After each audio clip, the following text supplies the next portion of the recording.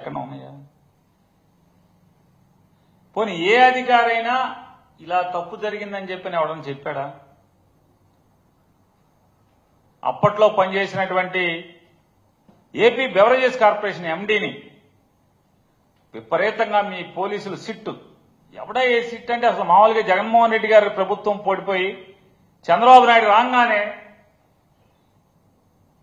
వెంటనే సిఐడికి ఒక అధికారిని వేశారు, వినీత్ బ్రిజ్లాల్ అనేటువంటి ఒక అధికారిని వేశారు.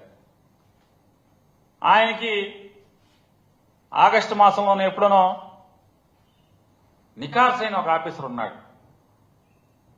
చరిత్ర పుటల్లో నిలిచిపోతాడు. చాలా పెద్ద ఆఫీసర్, ఎలక్షన్లు నడిపాడు, తర్వాత సారాకి సెక్రటరీగా వచ్చాడు. అసలు అతని గురించి స్టోరీలు చెప్పుకోవాలి, మామూలు స్టోరీలు కాదు. అతను తంతు, అతను 2024 యాసకాలం వరకు అతను చేసిన తంతులు, అతను వన్నెలు చిన్నెలు, అదో పెద్ద పుస్తకం రాసేయచ్చు అసలు మామూలుగా. అతను సారాకి సెక్రటరీగా వచ్చాడు. ఆ సారాకి సెక్రటరీగా వచ్చి సారా శాఖకి ఎవరో ఒక అతను పిటిషన్ ఇచ్చాడంట, సారాలో అక్రమాలు జరిగినాయని. వెంటనే నాకు వారం రోజుల్లోపు కావాలని 9 రోజులు ఆయన దగ్గర పెట్టుకుని, ఓ వారం రోజులు నాకు 9 రోజుల్లో నాకు ఇచ్చేయండి అని చెప్పి కిందకి రాస్తాడు. 9 రోజుల్లో కింద నుంచి పైకి వచ్చేస్తాడు. వెంటనే అతను సిఐడికి కంప్లైంట్ పెట్టేస్తాడు. సిఐడి ఎఫ్ఐఆర్ కడుతుంది సెప్టెంబర్ మాసంలో లేనప్పుడు. ఆ వినీత్ బ్రిజ్లాల్ అనే ఆయన సిఐడి బాస్. ఆయన మొత్తం ఏంట్రీ యాత్రం, ఈ నికార్స్ అయిన పనోడు 24 యాసకాలం దాకా అద్భుతంగా నీతివంతంగా ధర్మబద్ధంగా ఉద్యోగం చేసినట్టు పనోడు అసలు ఏం పిటిషన్ పంపించాడా అని చెప్పి మొత్తం చదివి చూసుకుని విచారణ చేసి, ఇందులో ఏం ఆధారాలు లేవు, ఈ కేసు మేము నడపలేము అని చెప్పి తెగేసి చెప్పాడు.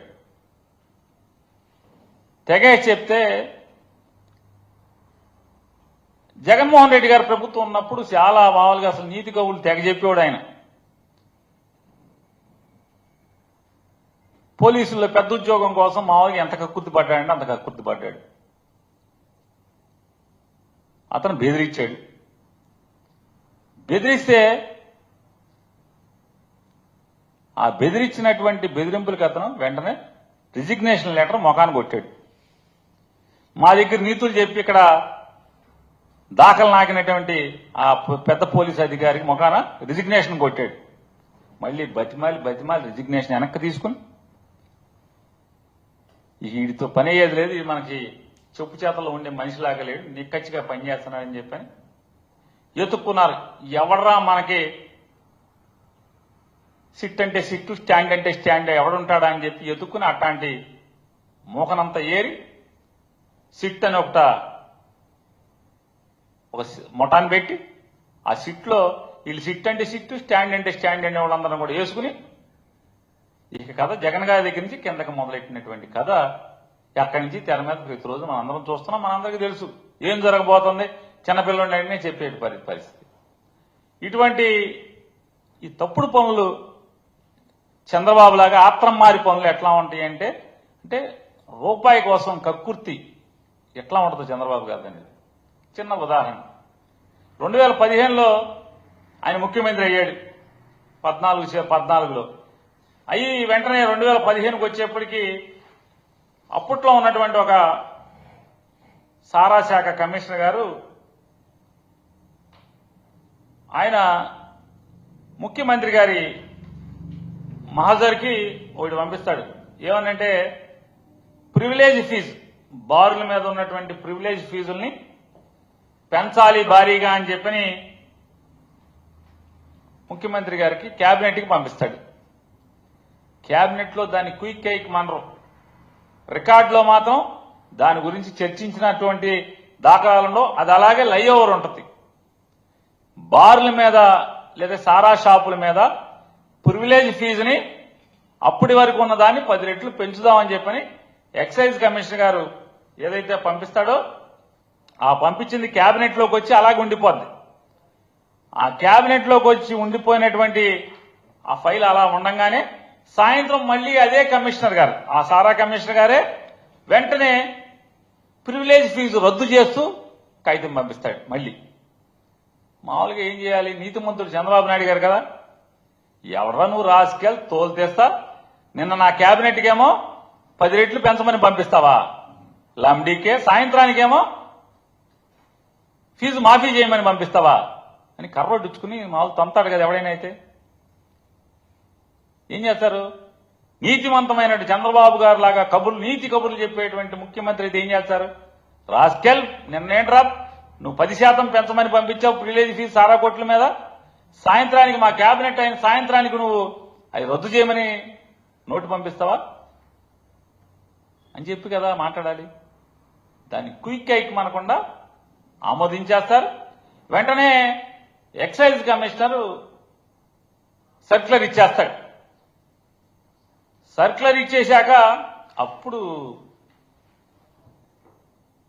గుర్తుకొస్తుంది, మనం సర్క్యులర్ ఇచ్చేశాం కదా తొందరపడి ఆమ్యామ్యాలకి చిలకొట్టుడికి లొంగిపోయి ఎవడో ఐఏఎస్ ఆఫీసర్ సార్ ఇది తప్పు సార్, ఇది అట్లా డైరెక్ట్ గా మీరు మనకి ముట్టింది చిల్లరకు కొట్టేశాం మనం, అట్లా కాగితం డైరెక్ట్ గా ఇచ్చేయకూడదండి, ఇది దీనికి చట్టం గవర్నమెంట్ రూల్స్ లాలు అవి ఉంటాయండి అని చెప్పాక అప్పుడు సారా కొట్లు వాళ్ళని పిలిచి వాళ్ళ సంఘాన్ని పిలిచి సర్క్యులర్ ఇచ్చేసిన తర్వాత ఎన్ని ఎవిడెన్స్లే మొత్తం కాగితాలు ఉన్నాయి, ఎన్ని ఎవిడెన్స్లే, నేనేది ఊరికి నోటితో చెప్పట్లా మీకులాగా జగన్ గారి మీద సారా కేసు అంటున్నారు కదా, ఆ కేసుతో నోటితో చెప్పింది కాదు, మొత్తం కాగితాలే మీ ఫైల్స్ మొత్తం. ప్రివిలేజ్ ఫీజును రద్దు చేస్తా సర్క్యులర్ ఇచ్చేశాక అప్పుడు బ్యాందీ షాపులతో బారులతో వాళ్ళ సంఘంతో పిలిచి వాళ్ళతో ఒక అభ్యర్థన, ప్రివిలేజ్ ఫీజు తొలగించేయండి అని చెప్పిన అభ్యర్థన ఒక 15 రోజులకు 20 రోజులకు తీసుకుని దాన్ని బేస్ చేసి గవర్నమెంట్ ఒక జీవో ఇస్తుంది ప్రివిలేజ్ రద్దు చేయమని. ఆ రద్దు చేయమని చెప్పేటువంటి ఈ తప్పుడు పనులకి కొల్లు రవీంద్ర ఒక సంతకం, చంద్రబాబు ఒక సంతకం. తారీఖు 3/12/2015 9/10కేమో కొల్లు రవీంద్ర పెడతాడు. 4వ తారీఖు తెల్లారే, ఎంత అర్జెంట్ ఫైలో 4వ తారీఖు చంద్రబాబు నాయుడు పెట్టేస్తాడు. అసలు 3 సంతకం ఇతను పెడతాడు, ఆ సంతకం ఆరకుండానే తెల్లారికి చంద్రబాబు సంతకం పెడతాడు. ఆత్రం ఎమర్జెన్సీ ఫైల్ ఇది, ప్రజలకు సంబంధించింది కదా, ఎమర్జెంట్ ఫైల్ ఇది. ఆరోగ్యశ్రీ ఫైళ్లు లేకపోతే ఇట్లాంటివన్నీ పుడుకుంటూ ఉంటాయి. పిల్లల చదువుల గురించి, డిఎస్సి రిక్రూట్మెంట్ గురించి సంవత్సరం అయిపోయినా దిక్కుండదు. కానీ చూడండి సారా ఫైలు, బార్లకి బ్యాందీ షాపులకి ప్రివిలేజ్ ఫీజు రద్దు చేసేది 3వ తారీఖు మంత్రి కొల్లు రవీంద్ర సంతకం పెడతాడు, 4వ తారీఖు చంద్రబాబు సంతకం పెడతాడు. ఏది రాటిఫికేషన్కి ముందు సర్క్యులర్ ఇచ్చేస్తారు. అంటే డబ్బు దగ్గర అంత ఆత్రంగా ఉంటాడు చంద్రబాబు అని. ఇట్లాంటి తప్పుడు ఏమన్నా నీకు ఈ సిట్లోని కూడా అడుగుతున్నా, ఎక్కడన్నా ఒక్క ఆదేశం ముఖ్యమంత్రి గారు కానీ ముఖ్యమంత్రి కార్యాలయం నుంచి కానీ ఎక్కడన్నా ఒక్క ఆదేశం మీకుందా? ఎవడో ఆడు ఈడు చెప్పిన కాకమ్మ కథలు తప్పితే మీరు ఒత్తిడి చేయించి ఆయన కొట్టి అటు ప్రలోభ పెట్టి నీ మీద ఏం లేకుండా చేస్తాం అని బెదిరించి ఏమార్చినటువంటి సాక్ష్యాలు తప్పితే ఏమున్నాయి? ఎవడు చెప్పాడు? ఈ బాలాజీ అనే వారికి జగన్మోహన్ రెడ్డి గారికి ఏంటి సంబంధం? అసలు ఏంటి సంబంధం ఏంటన్న?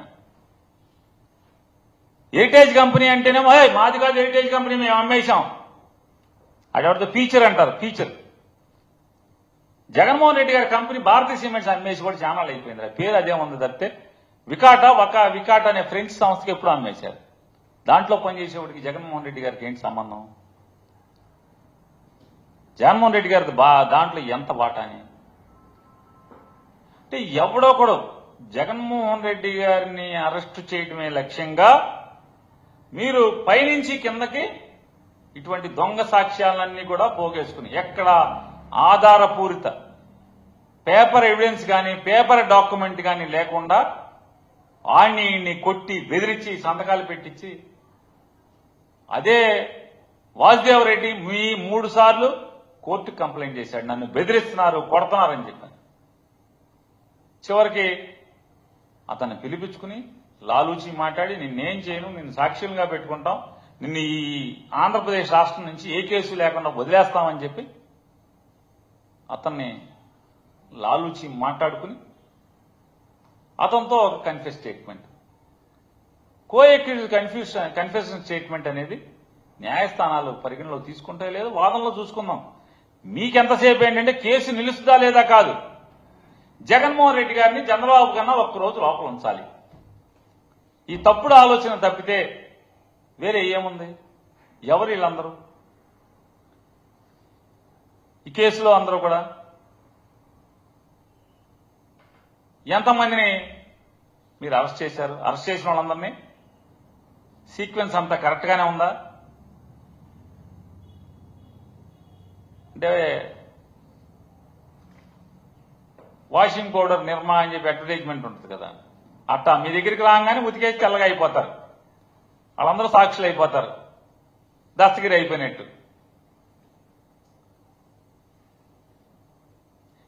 ఎందుకు చాలా మంది ఇందులో అరెస్టులు అవ్వట్లేదు? ఎందుకు అవ్వట్లేదు? డిపార్ట్మెంట్లు వదిలించి పంపించేస్తున్నారు ఎందుకని? ఈ రాష్ట్రం వెళ్ళిపోతున్నారు ఎందుకని?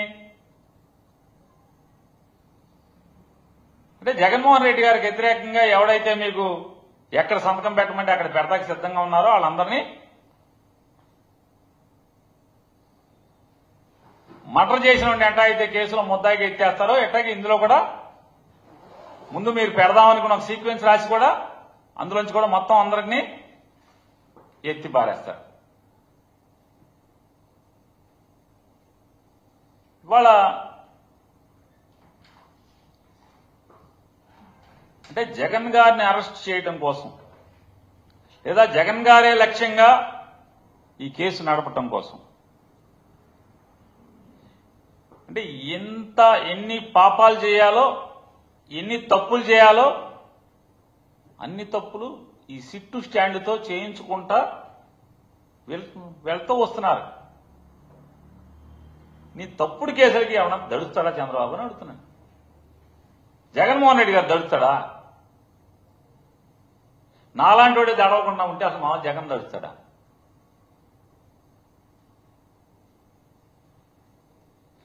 మేము సిద్ధంగా ఉన్నామని చెప్తున్నాం కదా.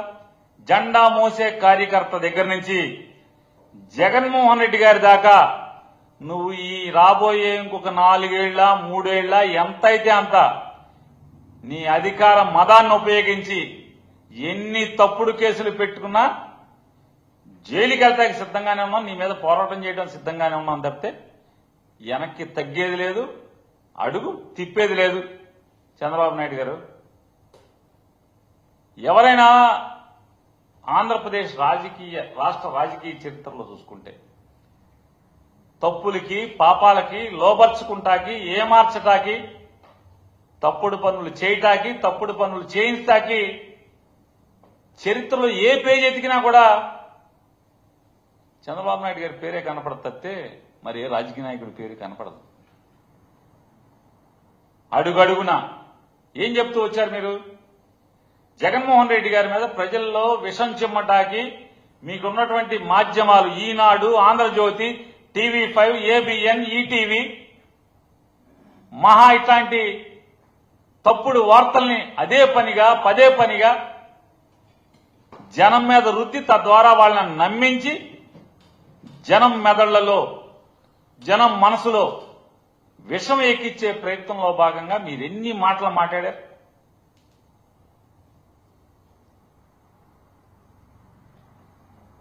ఒకరోజు చెప్తాడు అచ్చెన్నాయుడు, జగన్మోహన్ రెడ్డి గారు ఈనాడులో ఎన్నో తారీఖు కూడా చెప్తాను,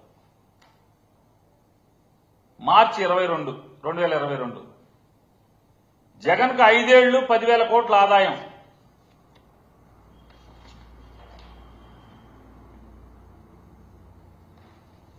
ఈ అమ్మగారు ఏ పార్టీ మనకు అర్థం కాదు, జనానికి అర్థం కాదు.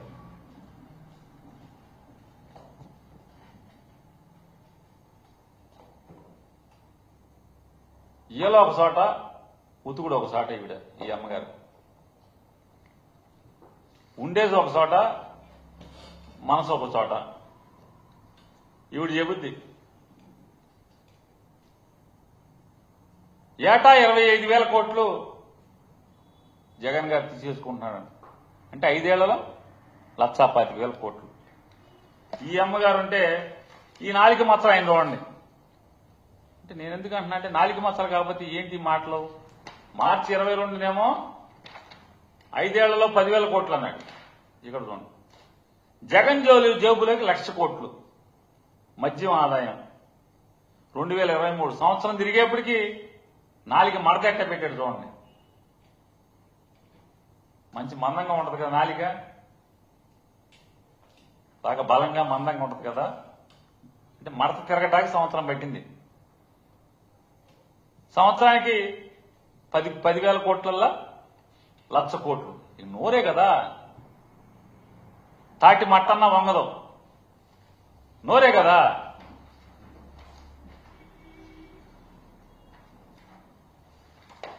ఇంకో పెద్ద మనిషి అసెంబ్లీలో చెప్తాడు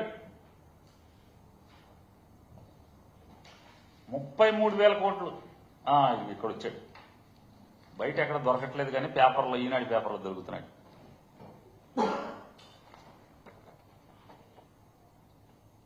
ఇతను బయట దొరకట్లా, గవర్నమెంట్ వచ్చిన కాడి నుంచి. పాత పేపర్లు తిరగేసుకుంటే మనకు దొరుకుతాడు. ఎప్పుడన్నా కావాలంటే యూట్యూబ్లోనూ, అయితే మామూలుగా వీడియో చూడాలంటే యూట్యూబ్ కొట్టాలి, పాత ఏమి చూసుకోవచ్చు. లేదా ఇదిగో ఇంక చెప్తాడు అసెంబ్లీలో 30,000 కోట్లు దోచుకున్నాడు అంటాడు. ఎవడు నాలుగుకి అసలు మామూలుగా వీళ్ళ నాలుగుల కన్నా తాటి మట్టే నెయ్యం కాస్త స్టిఫ్గా ఉంటుంది. ఇంకో తాటి మట్ట 4,000 కోట్లు దేశం దాటించేశాడు.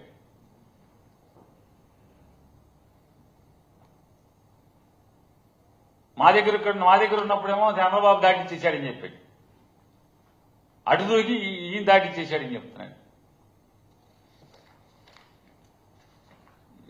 అంటే వీళ్ళంతా శ్రీరంగ నీతులు అనమాట ఇవన్నీ. ఇంకెక్కడ చెప్పాడు చంద్రబాబు నాయుడు గారు, ఇంకొక పనోడు వచ్చాడు. ఈ పనోడు వైకాపా హయాంలో 30,000 కోట్లు. ఎలక్షన్లు తప్పితే మళ్ళీ ఎక్కడ కనబడతలా. ఇది చంద్రబాబు నాయుడు గారు చూడండి, ఈనాడు ప్రభుత్వ ఖజానాకు 18,860 కోట్లు ప్రాథమికంగా నష్టం జరిగిందని మేము పట్టుకున్నాం. అసెంబ్లీలో చెప్తున్నాడు. ఎన్నో తారీఖు 25/7/2024 జూలైలో. వీళ్ళు పట్టేసుకుంటారు కానీ ఎవడో పిటిషన్ మాత్రం ఆగస్టులో ఇస్తాడు. చూడండి, అసలు ఏ సుమోటోగా కేసు కట్టలేదా పోలీసు, సిఐడి కానీ పోలీసు కానీ. ఏ హోమ్ డిపార్ట్మెంట్ ఏం చేస్తుంది, డీజీపీ ఏం చేస్తున్నాడు. అప్పుడు డీజీపీ ముఖ్యమంత్రి పట్టేసుకున్నాడు. ప్రభుత్వ ఖజానాకి 18,860 కోట్లు ప్రాథమిక విచారణలో తేలింది. ఇతను అసెంబ్లీలో చెప్తాడు డిప్యూటీ సీఎం. మరి పోలీసు ఏం చేస్తారు? ఇది కూడా జూలై అదే రోజు. ఇతనేమో 30,000 కోట్లు అంటాడు, చంద్రబాబు నాయుడు ఏమో 18,860 కోట్లు ప్రభుత్వానికి నష్టం అంటాడు. అసెంబ్లీలు మాట్లాడినా కూడా ఎఫ్ఐఆర్ అవ్వదు, కేసు కట్టరు. మరి విచారణలో తేలినప్పుడు సుమోటో కేసు కట్టాలి కదా, కేసు కట్టరు. ఎందుకని? ఎవడో కూడా మనం సిట్ అంటే సిట్, స్టాండ్ అంటే స్టాండ్ అనేవాడు దొరకాలి పోలీసు. ఎందుకని? Already target fix, case investigation చేయాల్సిన పనేం లేదు. జగన్ గారిని అరెస్ట్ చేయాలి కాబట్టి కింద నుంచి ఎవడెవడిని పేర్లు పేర్చుకుంటే వెళ్ళాలి మనం. ఆ గడిలో జగన్ గారిని గడిలోకి తీసుకెళ్తాకి ఎవడెవడు పేర్లు రాసుకుంటే వెళ్తుందో రాసుకోవాలి పేర్లు. అతను అడ్డం తిరిగాడు, వినీత్ బ్రిజ్లాలు. ఢిల్లీ వెళ్ళిపోయాడు. ఢిల్లీ నేను చేయనురా బాబు, అయితే రిజైన్ చేస్తా పోలీస్కి, ఐపీఎస్ ఉద్యోగానికి. అంటే చూడండి వీళ్ళ దుర్మార్గం, వీళ్ళ దాష్టికం, వీళ్ళ పైశాచికం, వీళ్ళ అధికార మదం ఎట్లా ఉంటుందనేది. ఒక నీతివంతమైనటువంటి ఐపీఎస్ అధికారి అవసరమైతే నేను రిజైన్ చేసేస్తాను ఐపీఎస్ ఉద్యోగానికి అని చెప్పేటువంటి ఎదురు తిరిగాడంటే ఏ స్థితిలో ఉంటుంది? ఇక ఈ మన మాట ఇనేట్లేడని చెప్పి నువ్వు అయితే పోరా బాబు ఢిల్లీ, మా దగ్గర నువ్వు పనికిరావు కానీ నువ్వు పొమ్మన్నారు ఢిల్లీ అని. ఏం చేశాడంటే ఢిల్లీ కాగితం పెట్టుకోమని చెప్పి ఢిల్లీ నుంచి వాయించారు.